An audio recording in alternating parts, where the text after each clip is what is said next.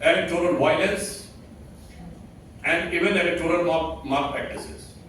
Despite that, it has seen the worst form of verbal hatred which has been tried to inflict to create an unrest in the society. Sometimes these type of frivolous and flimsy allegations like the democracy is in danger, sometimes the reservation is in danger, sometimes north and south divide, and sometimes distribution of the property and others, these type of things have been done. But we are ready to accept any allegation. They have used the dastardly words against our leader, Prime Minister Shri Narendra Modi. We have accepted that. We have not reacted on that. They have abused Bharatiya Janata Party. You are welcome, it's a democracy. You can criticize the government. You are welcome, it's a democracy. But you cannot criticize the basic spirit of democracy. You cannot criticize the government. You are not allowed to demean the dignity of the country just for the sake of a political gain and disrespecting the democracy. Right now they have come to a new low.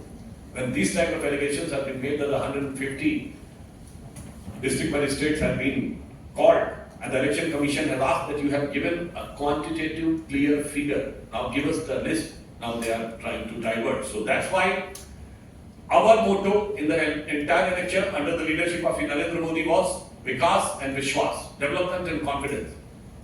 And their motto was Brahm and Bhai, to confuse, create a propaganda and fear.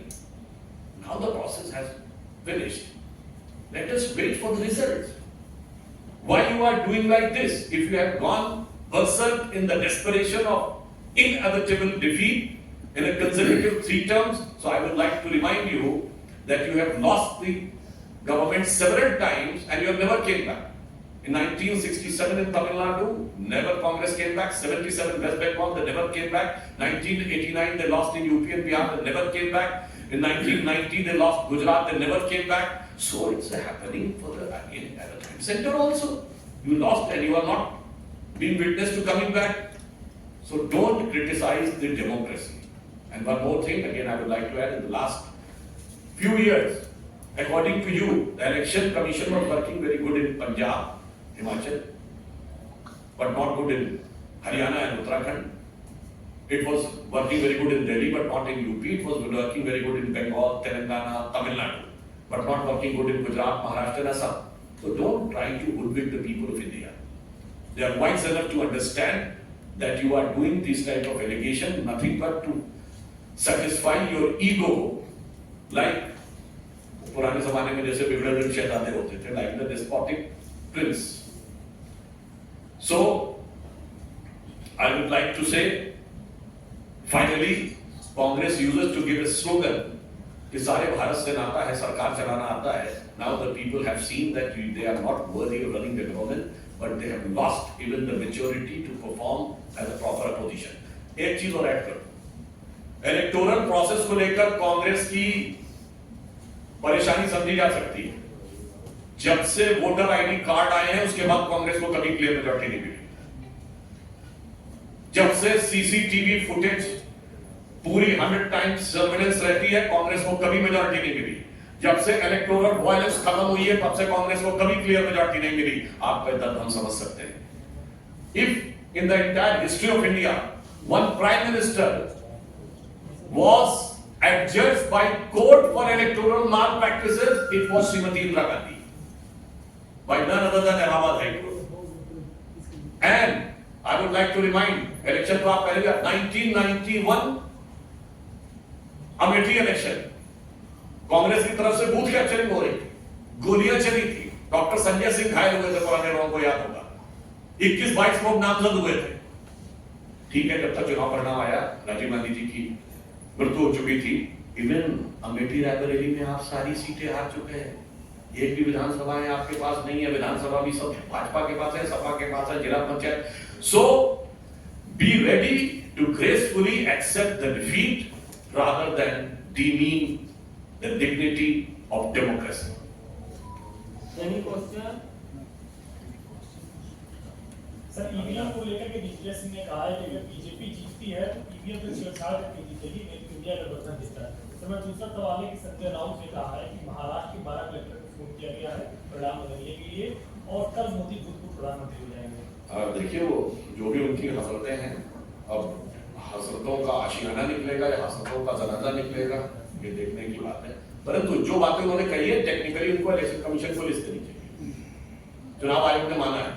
और मैं दिग्विजय सिंह जी से कहना चाहूंगा, वो 2018 में कैसा काम किया था मध्य प्रदेश में चुनाव आयोग ने, और 2 बार पंजाब में कैसा काम किया। ये अपनी हार का ठीकरा दूसरों के ऊपर, यही अंतर है। देखिए साहब, एक बात कह दूं, उन्होंने जबरन अपनी पार्टी में तो अपने को लीडर स्टैब्लिश कर दिया, जनता ने लीडर नहीं माना है। राहुल गांधी जी के नेतृत्व में चुनाव हुआ, 2014 हारे, ऑफिशियली उनके नेतृत्व में मतलब एक तरीके से अध्यक्ष थे, 19 में 2 बैठ भी हारे और अब हार रहे हैं। अखिलेश यादव जी, मुलायम सिंह जी 2012 में मुलायम सिंह जी के नेतृत्व में चुनाव हुआ, जीते, और 17 में 57 पे आ गए, फिर आ गए। So it is happening all over the country. The unfortunate part is कि वो अपनी पार्टी की लीडरशिप, जबरदस्ती अपने पास रख सकते हैं, जनता का नेतृत्व नहीं। और वैसे तो मेरे ख्याल से दिग्विजय सिंह जी अभी आज ये बोल रहे हैं, कल शाम तक आते आते सारा ठीकरा खड़गे जी के सर के ऊपर फोड़ने की तैयारी हो सकती है। आमोद राय सर, एक ग्लोबल एजेंसी के द्वारा लगातार ये कोशिश किया जा रहा है, कहा जा रहा है कि इस चुनाव में प्रधानमंत्री ने गलत ढंग का भाषा उपयोग किया, और कल पीयूष गोयल जी ने साफ साफ कहा भी था कि एक नैरेटिव बनाने की कोशिश एक की जा रही है। और आज एक और तथ्य सामने आया है कि कुछ फॉरेन फंडिंग एजेंसियों ने चुनाव में डिस्टर्बेंस करने की कोशिश की है, एंटी बीजेपी सेंटीमेंट को जगाने की कोशिश की। देखिए, इसीलिए मैंने कहा बहुत गंभीर तत्व है, क्योंकि पहले भी पूर्व में बाहर से बैठे हुए कई लोगों ने ये वक्तव्य दिए थे कि वो हर हाल में भारत में मोदी जी की सरकार हटाना चाहिए। रही बात इसकी शब्दों का, तो मैं सिर्फ एक बात बताना चाहता हूं, मोदी जी के विरुद्ध कब्र खुदेगी, मौत का प्रकार, मर जा, टुकड़े टुकड़े। विनम्रता और चुनौती से कहता हूं, हमने किसी प्रधानमंत्री की कभी मौत की कामना की हो मुझे बता दे। जब इंदिरा गांधी ने इमरजेंसी लगाकर सारे विपक्ष को जेल में डाल दिया था, नागरिकों के मूल अधिकार समाप्त कर दिए, तब भी हमने किसी की मौत की कामना नहीं की। और मौत के सौदागर से शुरू होकर 2007 में मौत की कामना और मौत के प्रकार तक आने वाले लोग जब ये प्रवचन देते हैं, तो ऐसा लगता है जैसे पंचतंत्र में एक शतान प्रवचन है ना, शब्दशः न लिया जाए, इसको उपमा के रूप में कह रहा हूं, जैसे सियार प्रवचन दे रहा हो जो पंचतंत्र की कथाओं में आता है, ऐसा प्रतीत। अब अंतिम सवाल है हिमांशु आज तक। सुधांशु जी, अभी आपने ईवीएम पे कहा 2009 में जब आपकी पार्टी चुनाव हारी थी, तब जीवीएल नरसिम्हा राव जो आपके संसद सदस्य भी रहे हैं, पार्टी के स्पोक्स पर्सन, उन्होंने किताब लिखी थी ईवीएम टेम्परिंग को लेकर, जिसका प्रीफेस लालकृष्ण आडवाणी और फॉरवर्ड चंद्रबाबू नायडू ने लिखा था। उसके बाद आडवाणी जी ने भी एक ब्लॉग लिखा था ईवीएम टेम्परिंग को लेकर। बिल्कुल समय समय पर चुनावी प्रक्रिया में तकनीकी सुधार और उसके अंदर वांछित संशोधन किए जाते हैं। अब आपने नाम लिया तो मैं ये भी बात बता दूं, 1951 के पहला इलेक्शन कैसे हुआ था, तो उसमें तो जानते क्या हुआ था, कई जगहों पर पोलिंग बूथ जो थे वो ट्रेवल करते हुए जाते थे, ऐसा भी हुआ था। बाद में महसूस किया गया कि ऐसा नहीं हो सकता, तो इसके आधार पर आप ये नहीं कह सकते कि 1952 का चुनाव सही नहीं था, वो उस परिस्थितियों में था। और उसके बाद वो कहानी तो बहुत पुरानी हो गई। अब तो चुनाव आयोग ने चुनौती देके कहा था ना, आइए हैक करके दिखा दीजिए, तो कहां वो ऐसी वाली बात लगती जैसे ब्लैक एंड व्हाइट के पिक्चर ट्यूब वाले जमाने की बात आप एलईडी के जमाने में करने का प्रयास करते रहे। देखिए अब समय कम है, क्योंकि बहुत सारी मीटिंग है। सर, आज अर्जुन सिंह, लॉकेट चट्टोपाध्याय, सौमित्र खा, भाजपा के जितने भी सांसद उम्मीदवार है, ज्यादातर आज ये बोल रहा है कल गणना केंद्रों में कुछ कारचूकी होने का संभावना है और पुलिस से ये कराएंगे तृणमूल कांग्रेस। देखिए, जिस प्रकार का ट्रैक रिकॉर्ड रहा है, सिर्फ पश्चिम बंगाल ही एकमात्र प्रांत रह गया जहां से हिंसा की घटनाएं अभी भी होती रही हैं। इसलिए जो उन्होंने संभावना व्यक्त की है, हम आशा करते हैं और अपेक्षा करते हैं कि चुनाव आयोग इन सारी विषयों के ऊपर पूरी सतर्कता और सजगता के साथ नजर रखेगा और इस विषय को सुनिश्चित करेगा कि तृणमूल कांग्रेस के जो बवाली एलिमेंट हैं वो किसी प्रकार का प्रभाव मतगणना पर न डाले पाए। शीतल राजपूत। नमस्कार सुधांशु जी, मैं Sheetal Rajput, chief editor SR Bharat. आपने एक लंबे समय से राजनीति देखी, हम सभी ने देखी है। भाजपा 2 से 303 और अब 400 पार सारे एग्जिट पोल्स की अगर हम बात माने तो प्रचंड जीत की ओर बढ़ रही है। तो कल शाम तक स्पष्ट हो जाएगा दोपहर तक। What are your thoughts? 400 cross 2 से What we thought that this is going to be the epoch of new era under the leadership of Prime Minister Shri Narendra Modi, because in this 21st century vibrant and vivid democracy for the third consecutive term with a clear majority which seems to be sure tomorrow, I think this is a very significant achievement. And one more achievement, जो मैंने पहले कहा, जो democracy mature हुई है त्यो भाजपा की ताकत बढ़ी है। मैंने आपसे कहा वोटर आईडी कार्ड के बाद ये हमारी पहली सरकार बनी, साक्षरता 50% आने के बाद बीजेपी की सरकार बनी, 60% आने के बाद मोदी को क्लियर मेजॉरिटी मिली, 75% होगा तो कल देखिएगा क्या होगा। मैं इस पर टिप्पणी नहीं करना चाहता। तो ये दर्शाता है कि भारत का लोकतंत्र परिपक्व हो रहा है, परंतु वो लोग जो ब्रिटिश कॉलोनियल माइंडसेट की लीगेसी अभी भी दिमाग में रखे हुए हैं वो विक्षिप्त हो रहे हैं।